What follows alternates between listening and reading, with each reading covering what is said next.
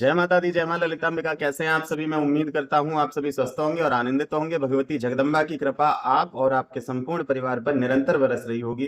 तो आज जो हम जानकारी लेके आए हैं वो इस विषय पे है कि देखिए, तंत्र शास्त्र कहता है कि जितने भी माँ के भक्त हैं वो हर एक देवी भक्त एक जैसा नहीं होता है। कोई तो देवी की पूजा केवल अपनी इच्छाओं की पूर्ति के लिए करता है और कोई देवी के लिए सब कुछ त्याग देता है। कोई कोई भक्त हर एक जीव में भगवती का दर्शन करता है, भगवती को ही मानता है। और कुछ बिरले साधक, कुछ बिरले भक्त ऐसे होते हैं जो देवी में और खुद में कोई फर्क ही नहीं समझते, कोई अंतर ही नहीं है, वो कभी कोई भेद ही नहीं करते। और इन्हीं चार अवस्थाओं को तंत्र में कहा गया है: पशु भाव, वीर भाव, दिव्य भाव और पूर्ण भाव। और यदि कोई साधक, कोई भक्त ये जान जाए कि वो किस भाव में है, तो साधक के जीवन की पूरी दिशा ही बदल जाती है।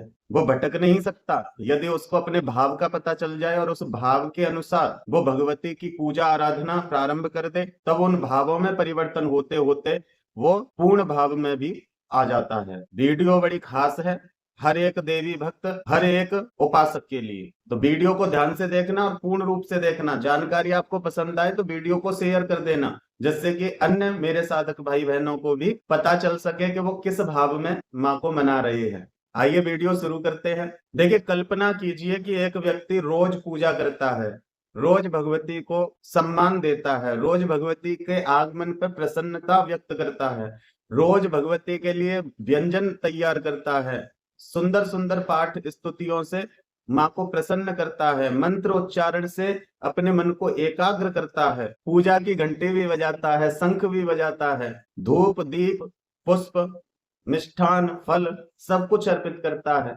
लेकिन किसी ने थोड़ी सी बात उसको बोल दी या थोड़ी सी बेइज्जती कर दी, उसका अपमान कर दिया, तो वो अपना संयम खो देता है, उसका विश्वास डगमगाने लग जाता है, भगवान पे सवाल उसके खड़े होने लग जाते हैं और क्रोध चरम सीमा पर होता है उसका। भगवान से भी झगड़ा करने का मन करता है, माँ से भी लड़ने लग जाता है। माँ, तू कुछ देखती नहीं, तू कुछ कहती नहीं, मैं तेरी इतनी सेवा करता हूँ, इतनी पूजा करता हूँ, फिर भी लोग मुझे दुखी करते हैं, फिर भी लोग मुझे ताना मारते हैं। अगर व्यापार में नुकसान हो गया है तो उस भगवती पर सवाल खड़ा कर देते हैं, माँ से नाराज भी हो जाते हैं, कई कई दिन पूजा ही नहीं करते कि जा, मैं तेरी पूजा ही नहीं करूंगा। और किसी और को सफलता मिल गई तो मन में ईर्ष्या पैदा हो जाती है कि वो तो पूजा भी नहीं करता, वो तो माँ को मानता भी नहीं है और मैं इतना मानता हूँ, उसका काम बन गया, मेरा नहीं बना। तो देखिए, तंत्र कहता है कि ऐसा व्यक्ति पूजा तो कर रहा है, जो जो उसकी बुद्धि साथ दे रही है, जिस जिस प्रकार से या किसी के कहने से वो उसी विधि से पूजा तो कर रहा है, लेकिन अभी उसका जो मन है वो पास में बंधा हुआ है। भगवती अपने हाथ में पास धारण करती है ना, पशु वृत्ति को बांध के रखती हैं। ये साधक की, एक भक्त की पशु वृत्ति है, ये पशु भाव है, उसके ऊपर बहुत सारे बंधन लगे हैं, इसलिए वो विचलित होता है। और ऐसे भक्त को पशु साधक कहा जाता है, पशु भाव का साधक कहा जाता है, क्योंकि वो अपने ही बंधनों में बंधा हुआ है, अपने कर्म बंधनों में बंधा हुआ है। वो भगवती के पास से स्वतंत्र नहीं हो पाया है। पास अंकुश धारिणी, वो पास धारण करती है, उस पास में बंधा हुआ है, इसलिए उसको पशु भाव का साधक कहा जाता है। ये कोई अपमान की बात नहीं है, बल्कि ये चेतना की पहली अवस्था है जिसमें व्यक्ति पशु भाव में है। उसके बहुत सारे ऐसे आसपास बंधन हैं जिन बंधनों को वो तोड़ नहीं पा रहा है, इस वजह से वो प्रतिक्रियाएं देने लगा है और प्रतिक्रियाओं के चलते वो बहुत ज्यादा खुद को दोषी समझने लग जाता है। तब तंत्र में पशु बलि का विधान कहा गया है। अब पशु बलि का मतलब ये किसी को काटना मारना नहीं है। पशु बलि मतलब अपने पशु भाव की बलि दे देना, इसको बलि बोला जाता है। पशु भाव से बाहर निकलना, जो भी बंधन लगे हैं उन बंधनों से मुक्त होना। और पशु भाव से मुक्त कब हो सकते हैं? जब ज्ञान हो। अब पशु भाव से मुक्त बहुत से लोग नहीं हो पाते हैं। किसी से आप ये कहो कि उसने कह दिया कोई बात नहीं, तुझ में और उसमें अंतर है ना, तो वो व्यक्ति क्या कहेगा कि अच्छा, वो हमसे कुछ भी कह जाएगा, हम उससे कुछ नहीं कहेंगे ना, मतलब तुम उसका सपोर्ट कर रहे हो। इसी को कहते हैं पशु भाव, जो विवेक का सहारा नहीं लेता, जिसके साथ यदि कुछ हो रहा है वो तुरंत प्रतिक्रिया दे रहा है, जैसे एक पशु देता है।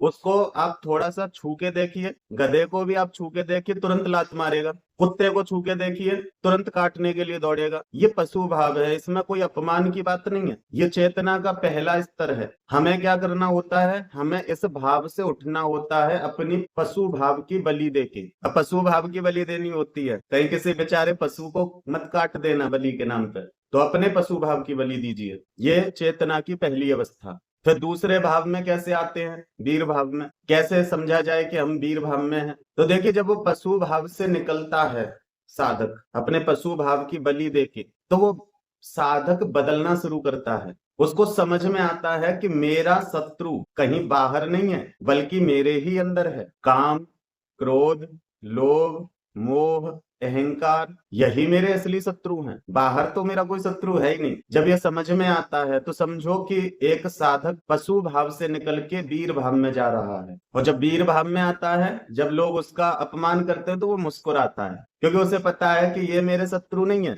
ये पशु वृत्ति के हैं, बस ये मुझे समझ नहीं पा रहे हैं, इसलिए ये अपना पशु भाव मेरे आगे उजागर कर रहे हैं। लेकिन मैं तो वीर हूं, मुझे अपना पशु भाव जागृत नहीं करना है कि जो ये कह रहे हैं वही प्रतिक्रिया मैं दे दूं। तो यह समझ एक वीर भक्त में होती है, वीर साधक में होती है। वो हर किसी को समझाता नहीं फिरता, वो हर किसी के सामने सफाई नहीं देता है, क्योंकि उसे पता है कि ये सब पशु भाव है, इनको समझाने का कोई मतलब नहीं। ये अपने कर्मों के बंधनों में इतना बंधे हुए हैं कि इनको मैं कितना भी समझाऊंगा फिर भी ये नहीं समझ पाएंगे, इसलिए वो मुस्कुरा देता है। वो ये कह देता, ठीक है भैया, तुम कह रहे हो वही सही है ना। पशु के मुंह कौन लगेगा? उसके जीवन में यदि संकट भी आता है, परेशानी भी आती है, वो कभी अपने जाप को नहीं छोड़ेगा। उसके अंदर वो वीरता होती है, क्योंकि उसके बंधन तो सारे कट गए।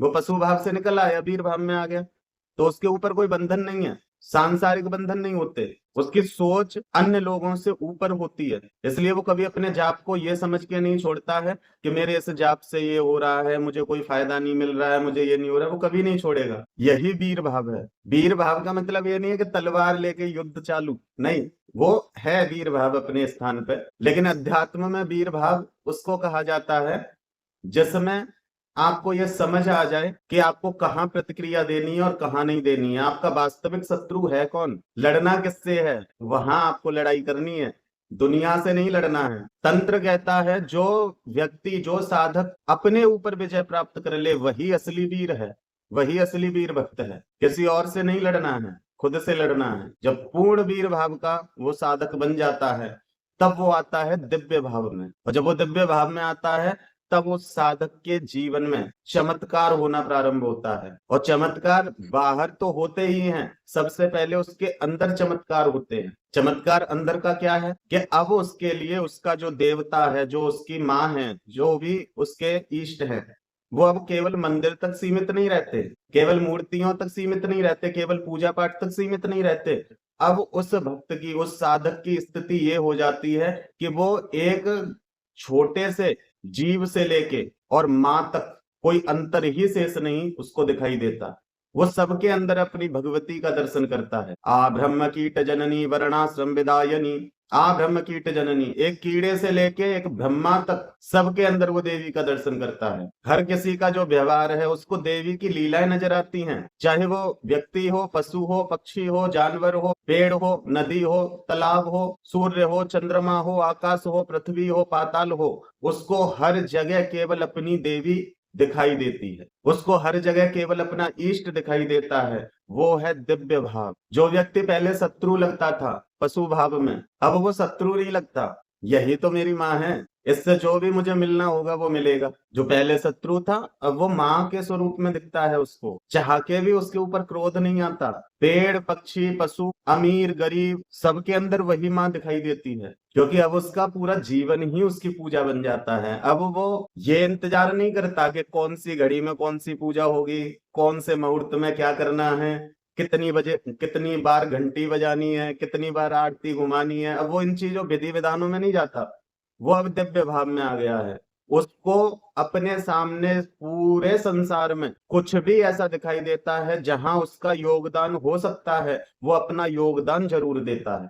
हर प्राणी पे वो दया करने लग जाता है। इसको कहते हैं दिव्य भाव। जो इंसान की सोच है, जो इंसानों का भाव है। देखिए पशु, वो तो पशु भाव है ही। वीर भाव में आप उसको इंसान कह सकते हैं कि अब ये एक इंसान बन गया है। और दिव्य भाव में वो इंसान से भी ऊपर उठ गया, वो मनुष्य से भी ऊपर उठ गया, वो दिव्य भाव में आ गया है। अब सब आप उसकी कृपा के पात्र बन सकते हैं। वो आप सबके ऊपर कृपा कर सकता है आपके अंदर अपनी भगवती की सेवा करके। अब आप जो अपने मन में सोचोगे कि मेरी सेवा इसलिए की होगी, या मुझे ये फलानी चीज इसलिए उसने दे दी होगी, है ना, वो व्यक्ति सोच सकता है। लेकिन जो दिव्य भाव का भक्त होता है उसे इतना पता होता है कि मैं अपनी माँ की सेवा कर रहा हूँ अनेक रूपों में, व्यक्ति के रूप में, पशु के रूप में, पक्षियों के रूप में, प्रकृति के रूप में, मैं माँ की ही सेवा कर रहा हूँ। उसे कोई लालसा नहीं होती कि उसको बदले में क्या मिल जाएगा। इसको कहते हैं दिव्य भाव। अब बात करते हैं पूर्ण भाव की। जब दिव्य भाव में एक साधक आ जाता है तब उसकी यात्रा होती है पूर्ण भाव में जाने की। और पूर्ण भाव में आने के बाद अब साधक माँ से कुछ मांगता नहीं है, अब उसकी कोई इच्छा शेष बचती ही नहीं है, क्योंकि वो जब दिव्य भाव में आ गया, दिव्य भाव में उसने दिव्यता को धारण किया, तो लोग वैसे ही उसके आगे पीछे घूमने लग जाते हैं। उस पर किसी चीज की कोई कमी नहीं होती, उसके मन में कोई लालसा नहीं होती किसी भी चीज। वो पशु भाव से दिव्य भाव में आने तक उसकी सारी समस्त इच्छाएं पूर्ण हो जाती हैं। उसके जीवन के सारे बंधन ही कट जाते हैं, उसकी कोई व्याधि ही नहीं रहती जो उसको परेशान करे। फिर वो जाता है पूर्णता की तरफ और फिर वो कहता है माँ और मैं दोनों एक हैं, अलग नहीं है, उसमें और मुझ में कोई अंतर नहीं है। उसके लिए सफलता और असफलता दोनों एक समान हो जाती हैं। वो किसी भी स्थिति में अपने भाव में नहीं गिरता है, वो पूर्णता के भाव में है।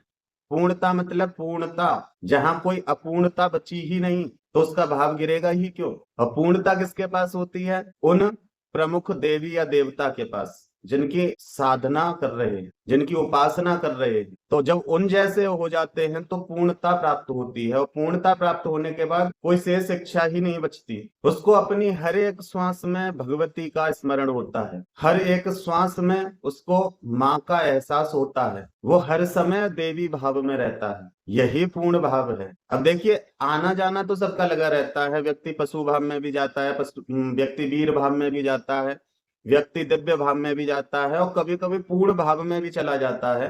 तो देखिए आना जाना जब तक लगा है तब तक पूर्णता नहीं कह सकते। पूर्णता वही है जहां से फिर आप नीचे ना हो, उसी भाव में स्थित हो जाओ। जब एक भाव में आप स्थित हो गए तब उससे आगे के भाव में आप जा सकते हैं। थोड़ी देर के लिए जाना वो भाव का परिवर्तन नहीं कहा जा सकता। इसलिए जब तक आप एक भाव में स्थित नहीं हुए हैं अगले भाव की आप कामना नहीं कर सकते।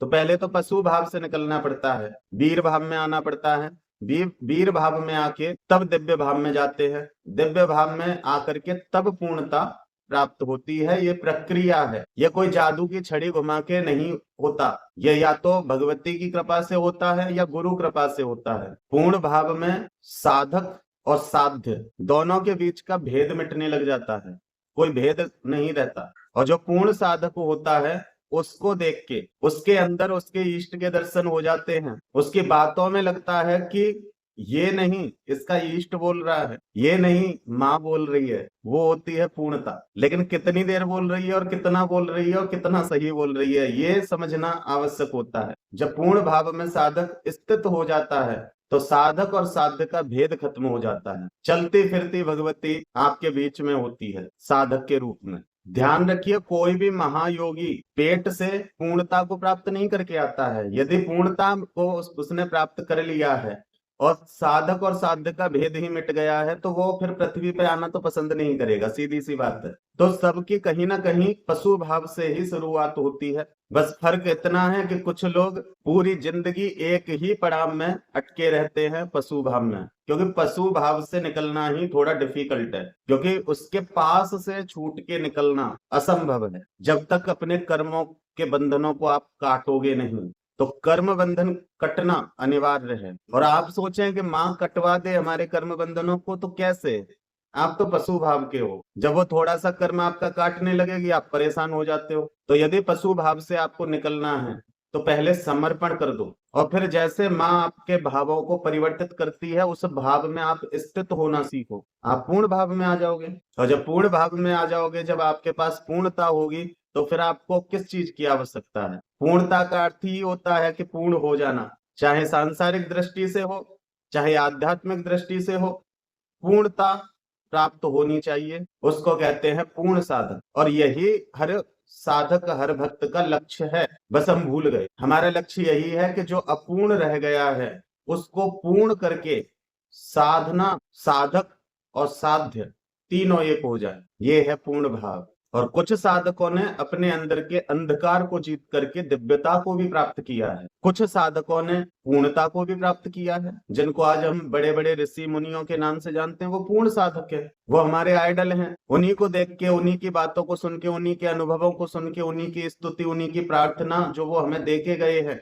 उनके माध्यम से हम भी उनके जैसा बनने का प्रयास करते हैं। ये उनके अनुभव हैं जो हमें मिलते हैं शास्त्रों में। अब मैं आप सभी से एक प्रश्न पूछता हूँ, जब आपकी इच्छा पूरी नहीं होती तो क्या भक्ति कम हो जाती है ना? मन डगमगाने लगता है, भगवान से भरोसा उठने लगता है, या फिर कोई भी परिस्थिति आ जाए फिर भी आप माँ का हाथ नहीं छोड़ते?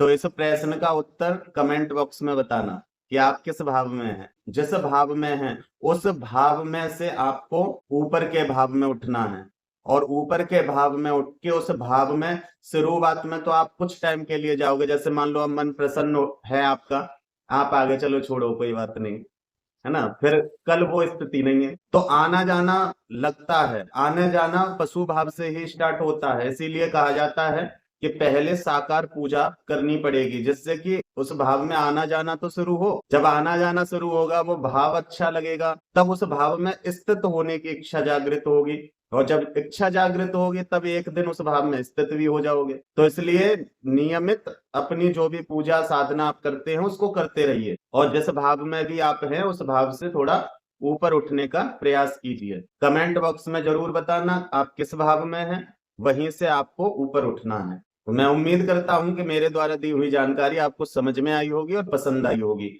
जानकारी पसंद आई है तो वीडियो को अन्य लोगों तक शेयर कर देना। जो भी आपकी दृष्टि में लगता है कि ये व्यक्ति बहुत माँ को मानता है या बहुत पूजा साधना करता है, इसके लिए ये वीडियो लाभकारी होगी, तो ऐसे व्यक्तियों को आप शेयर जरूर करना। बाकी मेरा जो कार्य है वो मैं अपना कार्य कर रहा हूँ। तो फिर मिलते हैं ऐसी ही एक वीडियो में एक नई जानकारी के साथ। तब तक अपना और अपने परिवार का ध्यान रखें, भगवान की भक्ति करें, निरंतर भक्ति पथ पर आगे बढ़ते रहें। ओम सिंधूरारूढ़ विग्रहं त्रिनयनां माणिक्यमौलिस्फुरत् तारानायक शेखरं स्मितमुखीमापि नवक्षोरुहाम् पाणिभ्यामलिपूर्णरत्नचषकं रक्तोत्पलं बिभ्रतीम् सौम्यां रत्नघटस्थरक्तचरणं ध्यायेत् परामंबिकाम्। जय माता दी, जय मां ललितांबिका।